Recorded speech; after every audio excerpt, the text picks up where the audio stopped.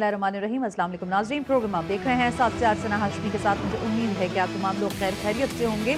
दुनिया भर में जब जंगों की तारीख लिखी जाएगी तो यकीनी तौर पर मार्का हक बनियानुल मरसूस की अपनी एक ख़ास तारीख होगी और रहती दुनिया तक, मैं बार बार ये बात कह रही हूँ कि ये जंग रहती दुनिया तक लोगों को याद रहेगी। इसकी सबसे अहम तरीन वजह तो जाहिर है जज्बा शहादत है, जब जज्बा हुब्बुल वतनी है, लेकिन उस सबसे बढ़कर जो अहम तरीन चीज़ थी वो यगानगत थी, इत्तेहाद था। इस वक्त अगर जिस वक्त मैं आप बात कर रहे हैं लाइव, मैंने कल भी बहुत ज़्यादा मॉनिटर करने की कोशिश की हिंदुस्तान के मीडिया को। वो जिस तरह की खबरें, स्पेकुलेशंस फैलाने की कोशिश कर रहा है, उससे साफ जाहिर है कि वो एक मरतबा फिर किसी नए मिस एडवेंचर को हवा देने के लिए तैयार है। आज मैं बिलखुसूस कुछ सवालात के साथ प्रोग्राम का आगाज़ करना चाहती हूँ और इन सवालात को लेकर आज अपने मेहमानान के दरमियान भी पहुँचेंगे। लेकिन सवालात क्या हैं और ये सवालात आज हम क्यों कर रहे हैं? क्योंकि ज़ाहिर एक जंग जो पहलगाम वाक़े की थी वो आपने खुद रचाया, खुद सब कुछ किया और उसके बाद हम पर मलबा डाल दिया। उस मलबे के अंदर जो सारा कुछ था, अभी तक हम दुनिया के सामने भी बार बार आपसे पूछ रहे हैं कि अगर आज भी आपके पास किसी किस्म के कोई शवाहिद मौजूद हैं तो वो आप हमें दीजिए। पहला सवाल यह है कि भारत खित्ते में अपनी बालादस्ती कायम करने के लिए मुसलसल कशीदगी को हवा क्यों दे रहा है? दूसरा और अहम तरीन सवाल यह है कि इंडिया कश्मीर में फौजी मौजूदगी को क्यों बढ़ा रहा है? ये खबर पिछले 3 दिन पुरानी खबर है, जिसमें एक मरतबा फिर बड़ी हैवी डिप्लॉयमेंट जो है वो की गई है। क्या भारत की पॉलिसियों ने जनूबी एशिया को मुस्तकिल अदम इस्तेहकाम से दो चार नहीं कर दिया? अगर आप पूरे ओवरऑल जनूबी एशिया का जायजा लें, और आज हम मेहमानान से भी जरूर इस पर बात करेंगे। फिर भारत हर वाक़े के बाद जो भी हो, मैं तो कहती हूँ उनकी मक्खी भी मरती है, मच्छर भी मरता है, तो वो कहते हैं जी पाकिस्तान ने मारा होगा बगैर सबूत के। आखिर कब तक ये ड्रामा चलेगा? दूसरा अहम तरीन सवाल, क्या भारतीय मीडिया जंगी जुनून को बढ़ाकर खित्ते के अमन को नुकसान पहुंचा रहा है? ये इस वक्त अहम तरीन सवाल इसलिए है क्योंकि दुनिया जो है अब वो ज़ाहिर एक मोबाइल पे एक टच की मार है। यानी आपके पास जो भी एंड्रॉयड मोबाइल है, आप उससे दुनिया का, ये ग्लोबलाइजेशन में जो कुछ हो रहा है दुनिया के ग्लोब पर, वो आप देख रहे होते हैं। लेकिन जिस तरह का मीडिया इंडिया का है, इतना फेक, इतना झूठा, प्रोपेगेंडा से भरपूर, वो यकीनी तौर पर अमन के लिए एक बहुत अलार्मिंग सिचुएशन क्रिएट कर रहा है। और सबसे अहम मेरा ख्याल है अगला सवाल भी, क्या भारत दाखिली सियासी फायदे के लिए पाकिस्तान मुखालिफ बयानियां बना रहा है? ये सवाल हमने क्यों खड़ा किया है? ये इसलिए किया है कि अभी वेस्ट बंगाल के जो इलेक्शंस हो रहे हैं उसमें भी आप हमारा नाम लेते हैं, बिहार के इलेक्शंस हो रहे हैं वहां पर भी आपने हमारी ये तकरीरें की नरेंद्र मोदी साहब ने कि पाकिस्तान ये और पाकिस्तान वो, आसाम में जो कुछ हो रहा है उसका भी आप हम पे मलबा डाल दें, जो सिख बिरादरी आपके खिलाफ खड़ी हुई हुई है उसका मलबा भी आप हम पे डाल देंगे। नहीं, जो कुछ इंडिया, हिंदुस्तान, भारत में होता है वो सब पाकिस्तान करवाता है।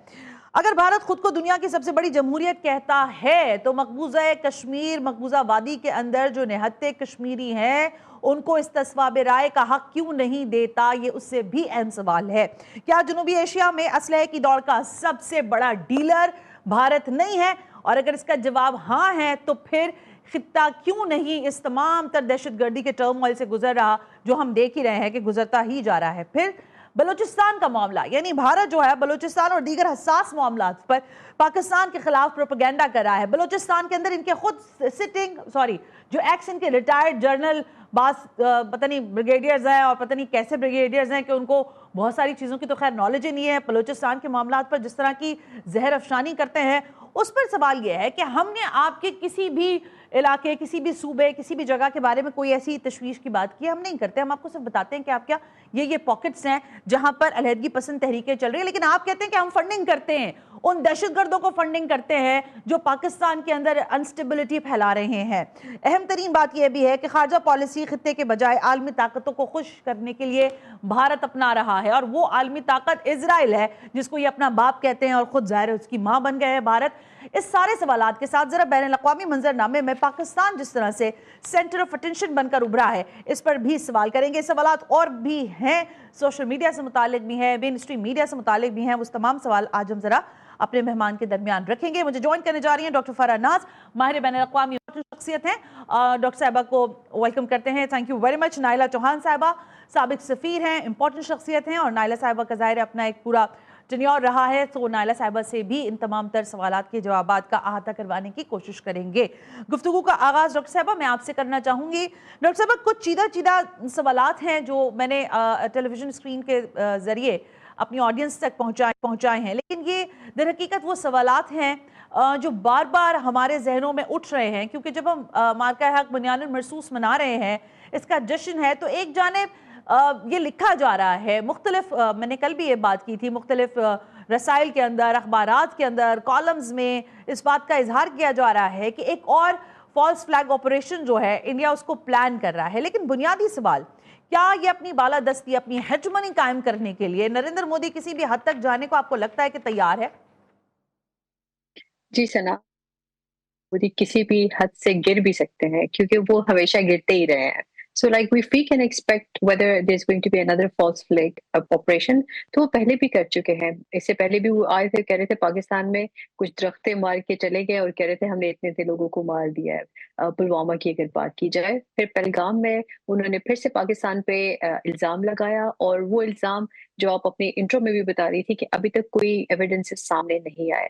तो जब तक आप एविडेंस नहीं देते हो, how you can even talk about attacking a country जो को कह रहा है कि सबूत दो, अगर मैं मुलविस हूँ so I am ready to face the international law, I am ready to face regional law, जो भी आप कहते हो I am ready to face that. लेकिन आप सबूत तो दो ना। वो दिन और आज का दिन अभी तक कोई सबूत नहीं आया है। But the only thing that is coming forward is flag operations, propaganda, false narratives, Pakistan को मलाइन करना, पाकिस्तान के खिलाफ साजिशें करना। तो प्राइम मिनिस्टर मोदी की यही पहचान है और यही उनकी खासियत है। वो इसी को लेके चलते हैं और इसी तरीके से वो आगे बढ़ने की कोशिश करते हैं। बट अनफॉर्चुनेटली जो लास्ट ईयर मई में हुआ है, उसने इंडिया का जो मलाइन, वो जो कहते हैं ना, एक गंदा जो चेहरा था वो दुनिया के सामने बेनकाब कर दिया है।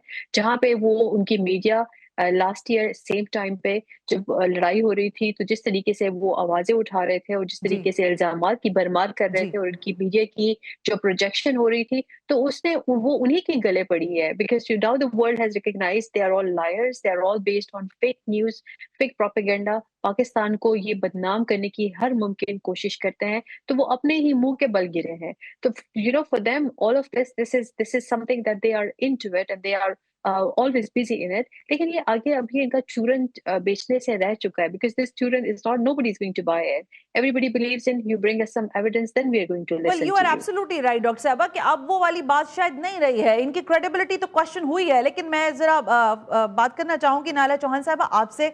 सिफारतकारी जो है एक आर्ट है, और इसका एक मुजाहरा तो अभी हम देख रहे हैं अमेरिका ईरान मुज़ाकरात के हवाले से, जो कि पाकिस्तान स्टेज कर रहा है चीज़ों को, उसमें मीडिएशन कर रहा है।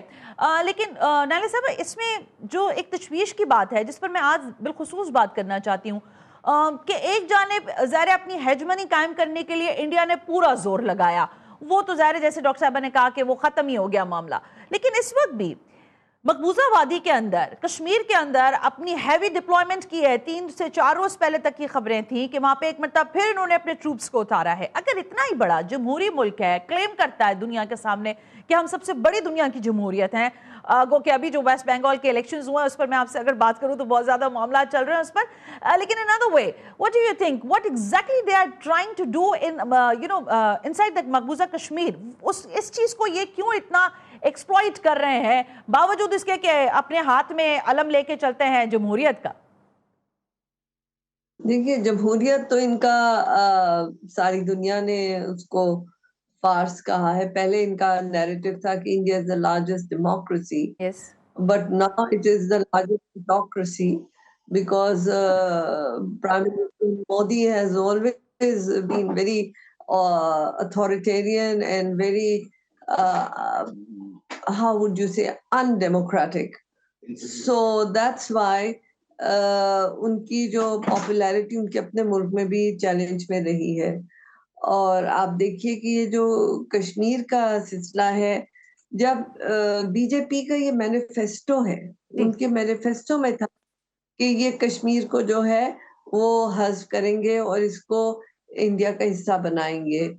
तो जब इनका दूसरा टर्म शुरू हुआ तो इन्होंने आर्टिकल 370 को और 35A को एब्रोगेट किया, और उससे उन्होंने जो कश्मीर का स्पेशल स्टेटस था वो एलिमिनेट कर दिया विद द व्यू कि ये इंडिया का इंटीग्रल पार्ट है। उन्होंने दुनिया में खतूत भी भेजे कि अब अगर कश्मीर के ऊपर किसी ने भी बहस की तो हम उसको अपने इंटरनल मैटर्स में वायलेशन समझेंगे। इस हद तक वो बढ़ गए।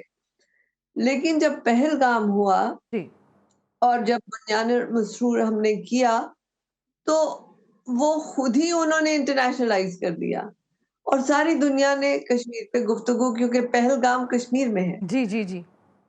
तो वो जैसे कहते हैं ना कि अपने पाँव पे खुद ही कुल्हाड़ा उन्होंने मारा कि एक तरफ वो इंटीग्रल पार्ट कह रहे थे और फिर वो दुनिया में ले गए खुद, जिस पे जो है जब उनकी अच्छी खासी इज्जत हमारी डिफेंस फोर्सेस ने की और उनकी धुलाई की, सफाई की, हाँ। तो उसके बाद जो है वो मानने को तैयार नहीं कि रफाल कितने गिरे और उनका कितना जो है लेकिन नुकसान नायला हुआ। चौहान साहब, लेकिन मेरा मेरा एक और भी इसी में जिमनी सवाल है, आप अपनी बात मुकम्मल कीजिएगा मैडम। इसमें जिमनी सवाल ये कि इस वक्त what do you think this is the right time to discuss the Kashmir issue in front of the everyone specially with America, क्योंकि आप इस वक्त एक अच्छी पोजीशन में हैं और आपने जैसे खुद कहा कि इन्होंने तो खुद ही कुल्हाड़ा मारा हुआ है अपने पैर पर।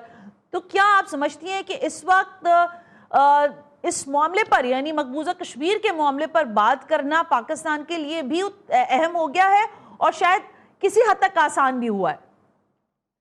देखिए, पाकिस्तान तो हमेशा से इंटरनेशनल फोरा पे, रीजनल फोरा पे हर तरफ कश्मीर का जो है मौजू उठाता रहा है। जी बिल्कुल। ह्यूमन राइट्स में भी करता रहा है, यूएन सिक्योरिटी काउंसिल में भी करता रहा जी। है। तो we have not left any stone unturned.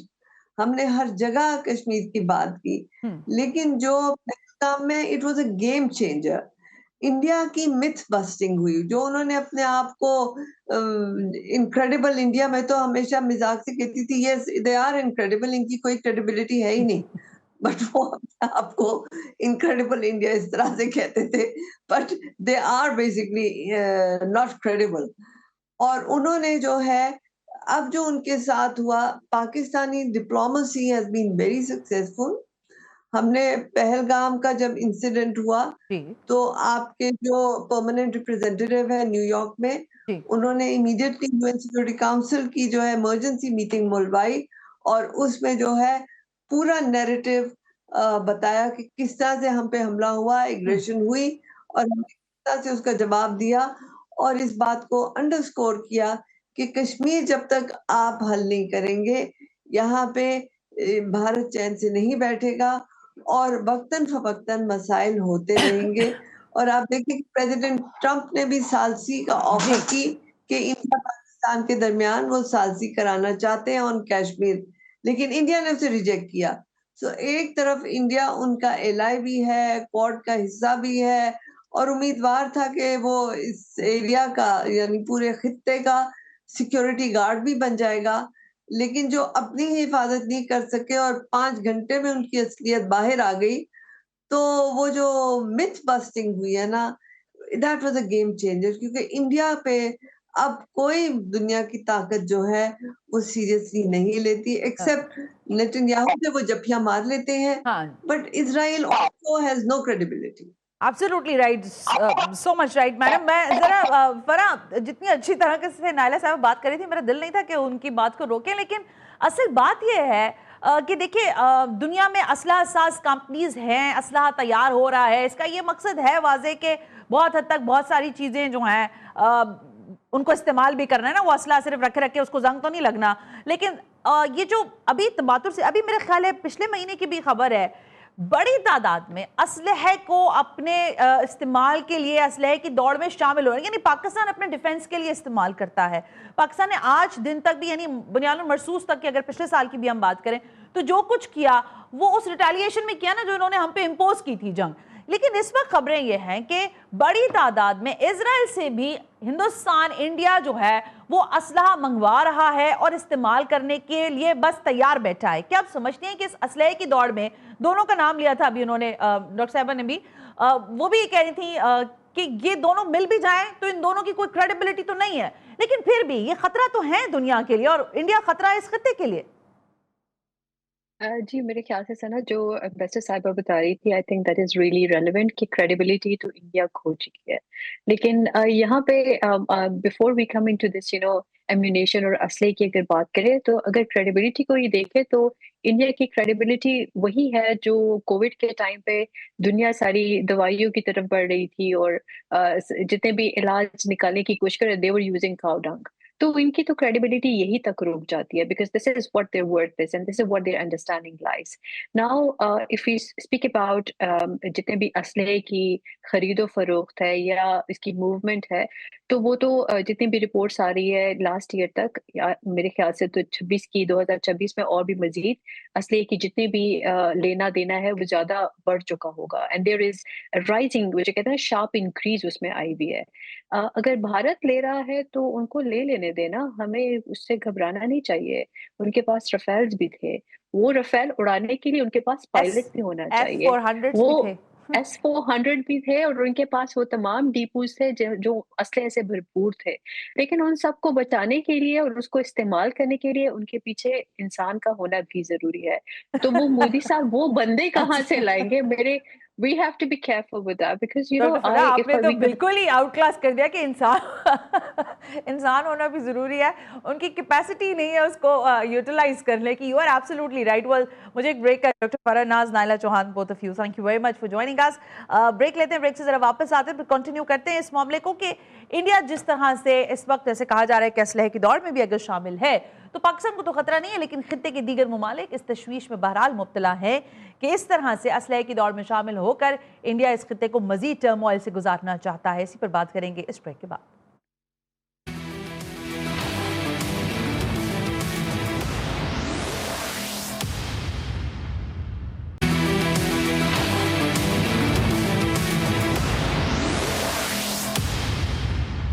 Welcome back नाजरीन, हम ब्रेक पर थे और जाहिर है मार्का हक बुनियाद मरसूस के हवाले से खुसूसी नशरियात का सिलसिला भी जारी है, प्रोग्राम्स भी तरतीब दिए गए हैं। उसी हवाले से हम गुफ्तगू भी कर रहे हैं, लेकिन आज हमने बिलखुसूस कोशिश ये की है कि हिंदुस्तान का जो ये पूरा ख्वाब है अखंड भारत वाला, ये तो हमें दिख ही रहा है, बल्कि हमें क्या पूरी दुनिया को नज़र आ रहा है कि ये तो मलिया मेट हो चुका है। लेकिन सबके बावजूद मकबूजा वादी के अंदर तवातुर से जुल्म और बर्बरियत को रवा रखना, ये हिंदुस्तान ने अपना वतीरा बना रखा है।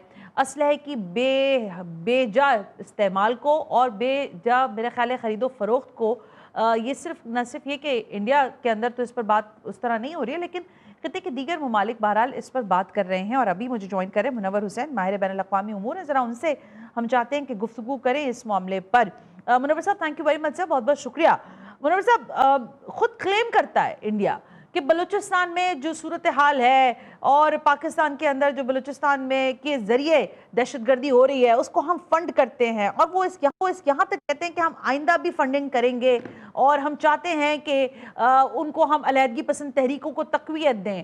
खुद आपके इल्म में है मुझसे बेहतर कि हिंदुस्तान के अंदर भी अलहदगी पसंद तहरीकें चल रही हैं, लेकिन पाकिस्तान ने कभी इस तरह की कोई चीज़, ज़रा ऑफिशियली भी कोई बयान नहीं है, अनऑफिशियली भी कोई इस तरह की चीज़ नहीं हो रही है। सो इसका मकसद है कि इंडिया बाज़ाब्ता तौर पर खुद को दहशतगर्द कहलवा रहा है और उसकी तमाम तर एक्टिविटीज़ इस बात की गम्माजी करती हैं कि वो दहशतगर्दों की पुष्टपनाही करता है अपनी एजेंसी रॉ के जरिए। तो आपको, आपकी टीम को, आपके देखने वालों को बहुत बहुत सलाम, और आपको मुबारक भी हो, बिकॉज आज मार्का हक का दिन है और ये पाकिस्तान की तारीख में सुनहरे अल्फाजों में लिखा जाएगा। बिकॉज कौमों की जिंदगी में जहाँ चैलेंजेस आते हैं उन चैलेंजेस के अंदर अपॉर्चुनिटीज भी आती हैं। ये जो मार्का हक वाला जो एस्केलेशन था, जिसके अंदर क्राइसिस सिचुएशन, जिसको मैं हमेशा विद 3 एलिमेंट्स एक्सप्लेन करता हूँ, element of threat, element of surprise and short time to response, उसकी अपॉर्चुनिटी देखें जिस तरह आपने उसको कन्वर्ट किया है डिविडेंड्स में, आपकी सफारती कंडीशन, आपकी सियासी जो कदो काट है, और फिर जिस तरह एक पोल के तौर पे आपने एमर्ज किया है, वो दुनिया के सामने है। इनफैक्ट वो भारत को चुभता भी होगा। भारत के हवाले से सना मैं हमेशा कहता रहा हूं कि पाकिस्तान के हवाले से जो उनकी पॉलिसी है, जो मुमासलत नजर आती है इसराइल के साथ भी, और इसराइल के साथ जो गठजोड़ आपको नजर आता है, उसमें वो रिएक्टिव हैं इस वक्त, रिपल्सिव हैं और रिप्रेसिव हैं। और ये मैकियावेलियन जोश वाइट्स और हिंदुत्वा या चनकिया इनमें भी आपको मुमासलत नजर आती है। और ये आज की बात नहीं है, ये जो अखंड भारत है ये मोदी का दिया हुआ ख्वाब नहीं है। अगर आप नेहरू की किताब पढ़ें जो 1946 में पब्लिश हुई थी, जिसको कहा जाता है डिस्कवरी ऑफ इंडिया, उसके अंदर जो उसने कहा है कि ब्रिटिश एम्पायर जिन जिन इलाकों को छोड़ के जाएगा उन इलाकों पे इस पूरे सब कॉन्टिनेंट में इंडिया को अपना होल्ड कायम करना चाहिए। लेकिन वो रैप अप था सेकुलरिज्म में, और आज का जो अखंड भारत है वो रैप अप है हिंदुत्व में। और इसके बारे में बीइंग पाकिस्तानी सना अगर मैं बात करूं तो शायद वो कहेंगे कि पाकिस्तान का बंदा है इसलिए बायस होकर बात कर रहा है। लिहाजा जो आज मैं रेफरेंसेस आपके सामने रखूंगा वो सारे इंडियंस हैं, मैं पाकिस्तान का एक भी रेफरेंस इस्तेमाल नहीं करूंगा।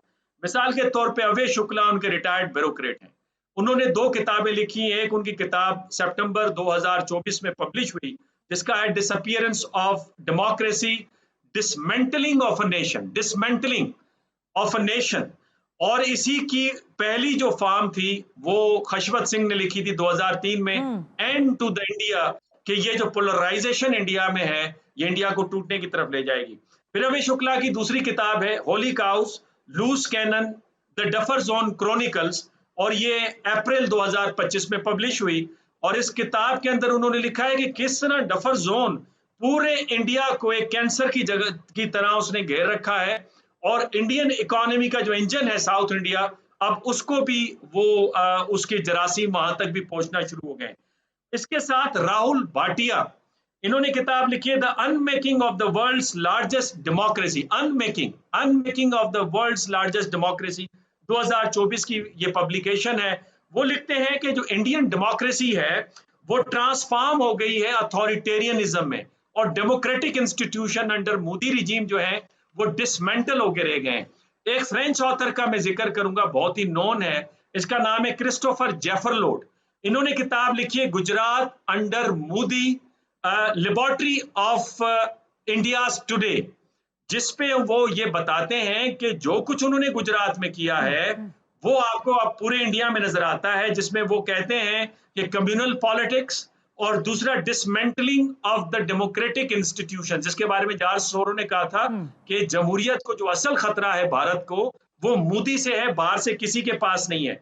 इसके अलावा एक आखिरी रेफरेंस और दूंगा, आई हैव 9 से 10 रेफरेंसेस हैं बट लास्ट में करूंगा बिकॉज दूसरी आपने सवाल पूछना होगा। अकार पटेल हैं, 2021 में किताब पब्लिश हुई है the price of Modi years, जिसके अंदर वो डिटेल देते हैं, पूरी डेटा देते हैं, पूरा उन्होंने एक हम जिसे कहते हैं क्वांटिफाई किया है फैक्ट्स को उठा के कि किस तरह से इंडिया की स्टेबिलिटी मुतासर हुई, इकोनॉमिक सोशल कोहेजन जो है वो डिक्लाइन का शिकार है, और इसके साथ डेमोक्रेसी जो है वो नापेद होती जा रही है। तो ये मैं नहीं कह रहा, ये इंडियंस कह रहे हैं। इसके अलावा एक अच्छी किताब खुद इन्होंने, अरुंधति राय उनकी नॉन नॉवेलिस्ट हैं, उन्होंने किताब लिखी है जिसमें उन्होंने बताया जो अल्टरनेटिव नैरेटिव है, जो क्रिटिक है, उसको अब इंडिया में जगह नहीं दी जा रही और मीडिया में उन्हें बैठने नहीं दिया जा रहा। तो कहने का मकसद ये कि जब आप इंटरनली इतने अथॉरिटेटिव हों तो उसका इम्पैक्ट आपके एक्सटर्नल बिहेवियर में आता है, और यही लिबरल स्कूल ऑफ थॉट का बेसिक अजम्पशन है कि जो इंटरनल स्ट्रक्चर है वो आपके एक्सटर्नल पॉलिटिक्स पे असरअंदाज होता है, और यही वजह है कि अथॉरिटेरियन जो रूलर्स हैं वो दुनिया के लिए मुसीबत बनते हैं। और उसकी अच्छी मिसाल हिटलर है, और मैं दुनिया को हमेशा कहता हूँ कि कल तक हिटलर को आपने अपीस किया था, आज आप मोदी को, नेतन्याहू को अपीस कर रहे हैं।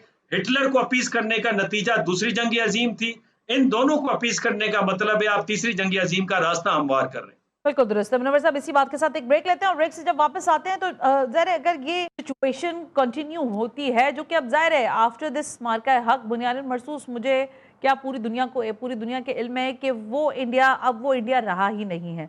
जिन रेफरेंसेस की मुनव्वर साहब ने बात की उसी के तनाजुर में सवाल ये उभरता है कि इस वक्त क्या इंडिया के अंदर जो लहदगी पसंद तहरीकें हैं उनको तक़वियत मिल रही है, क्योंकि नरेंद्र मोदी का ये पूरा जो टेन्योर है इसके अंदर बहुत सारे मामलात हैं, ज़ाहिर बहुत खिफ़त का भी सामना उनको उठाना पड़ रहा है, लेकिन असल बात यह है कि इस वक्त भी वो ये प्लान कर रहे हैं कि एक मरतबा फिर पाकिस्तान के साथ किसी मुहिम जोई में पड़ा जाए। इसके क्या रिपरकशंस होंगे, इस पर बात करते हैं इस ब्रेक के बाद।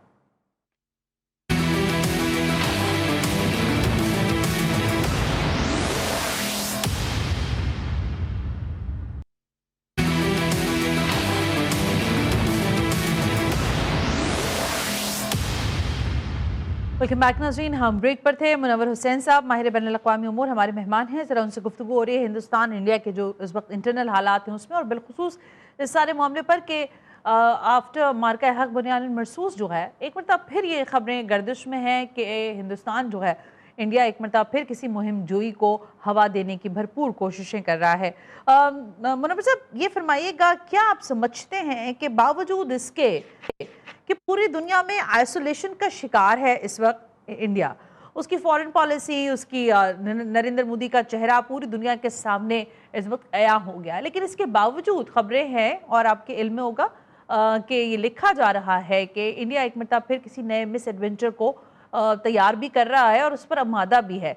आप क्या समझते हैं कि इसको अगर ये इनिशिएट करता है तो इससे क्या फ़वाइद हासिल करने की कोशिश करेगा, और क्या आपको लगता है कि इसमें करने की अभी तक जुर्रत और हिम्मत, और फिर इन अदर वे अगर हम सोचें तो क्या कैपेसिटी भी है? क्योंकि स्ट्रेटेजिकली अगर बात करें तो हमने इनको काफी हद तक नुकसान पहुंचा दिया है। ये जो नियर फ्यूचर सिनेरियो है उसके हवाले से आपका सवाल है। नियर फ्यूचर के अंदर अगर आप चीजों को देखने की कोशिश करें तो इंडिया को एक चीज तो क्लियर है कि पाकिस्तान के साथ डायरेक्ट मुकाबला नहीं किया जा सकता, बिकॉज पूरी कौम जो है, सियासतदान, फौज, media, academia, foreign office, common man, वो सारे यूनाइट हो जाते हैं। लिहाजा अब उसने पीछे से वार करना है, और उस वार का तरीका यह है कि एक तो अफगानिस्तान को इस्तेमाल करना है, और माजी में ईरान के रास्ते जो दहशतगर्दी पाकिस्तान में होती रही कलभूषण यादव की शक्ल में, और ईरान ने देख लिया कि दोस्त नुमा दुश्मन किस तरह होते हैं, और 12 दिनों की जंग में भारत ने किया क्या, और उसके बाद जितनी कुर्बतें ईरान और पाकिस्तान की बढ़ी हैं उस जंग के बाद, और इस वक्त ईरान का जो पाकिस्तान में एतमाद है तो वो अफगानिस्तान को ही इस्तेमाल करेगा और अफगानिस्तान के रास्ते से दहशतगर्दी को बढ़ावे की कोशिश करेगा। अलबत्ता आपकी सिक्योरिटी फोर्सेस ने उनकी कमर तोड़ दी है। दूसरा ये कि मैं हमेशा एक बात कहता हूं, आजकल गालिबन हम थोड़ा अमेरिका के रोमांटिसिज्म में ज्यादा जा रहे हैं। हमें ये समझने की जरूरत है कि एक पोल है जिसके स्ट्रेटेजिक पार्टनर इंडिया और इजराइल और अफगानिस्तान और 2 हमारे अरब दोस्त मुल्क हैं, और वो कोई कसर नहीं छोड़ेंगे आपको जख्म पहुंचाने में, बिकॉज आपने उनको जख्म पहुंचाया है। तो लिहाजा जो इंडिया के ऊपर इस वक्त नजरें उनसे हटाई जा रही हैं, आईएईए की बात कर रहा हूं कि वो यूरेनियम बढ़ाता चला जा रहा है और दुनिया खामोश बैठी हुई है, और इसके साथ जो मिलिट्री मॉडर्नाइजेशन वहां पे हो रही है, तो इंडिया खामोश तो नहीं बैठा। वो जो जख्म उसे लगा है, बिकॉज इंडिया का जो ऑब्जेक्टिव था पाकिस्तान इस खित्ते के हवाले से कि पाकिस्तान को कमजोर रखना है और प्राइमेसी इंडिया के पास रहेगी, तो वो इसको हासिल करने के लिए वो हर मुमकिन कोशिश करेगा। और ये रिकॉर्ड के ऊपर बातें हैं, मिसाल के तौर पे उनके जो अमित शाह है, उसके अलावा एक रिटायर्ड मेजर है, रिटायर्ड कर्नल रमेश पवार है, उन्होंने कहा जी हम कंसिस्टेंटली फाइनेंशियल हेल्प दे रहे हैं दहशतगर्दों को पाकिस्तान के खिलाफ और ईरान के खिलाफ, और इसराइल टेक्निकल हेल्प दे रहा है। बलूचिस्तान के अंदर जो कुछ हो रहा है वो तो रा और मोसाद का कोलैबोरेशन है, तो we have to be very vigilant in that case. और याद रखें, आखिरी जुमला कह रहा हूं, हॉब्सियन स्कूल ऑफ थॉट में आप एक अनार्किक सिस्टम में हैं, और उस अनार्की के अंदर आपने कंसिस्टेंटली अपने पावर को बढ़ाना है, दुश्मन के बारे में होशियार रहना है, और कुरान की वर्स भी है कि पीस टाइम में अपने हथियारों को तेज तरीन बनाओ, यही अमन की जमानत है। दुरुस्त फरमाया डॉक्टर मुनव्वर हुसैन साहब, बहुत बहुत शुक्रिया, आपने अपना कीमती वक्त हमारे साथ शेयर किया। माहिर बैनुल अक़वामी गुफ्तगू कर रहे थे। एक मरतबा फिर मार्का हक बुनियान मरसूस आप सबको बहुत बहुत मुबारक हो। कल सुबह मेरा ख्याल है तकरीबन 9 बजे के करीब जो मरकजी तकरीब है वो रावलपिंडी GHQ में होगी, और उस तकरीब के साथ साथ ये जो सिलसिला है जश्न का ये जारी तो रहेगा ही, लेकिन जो इंडिया है इसके ऊपर जैसे मुनव्वर साहब ने कहा कि इस अमन में भी हम तैयार हैं कि अगर किसी तरह की इंडिया की जानिब से जारियत की गई तो ये जवाब शायद बहुत कम था, इससे एक बड़ा और ताज़ा जवाब आपके लिए हमने तैयार कर रखा है। आज के प्रोग्राम का फीडबैक जरूर दीजिएगा। सना हाशमी को इजाज़त दीजिए। अल्लाह हाफ़िज़।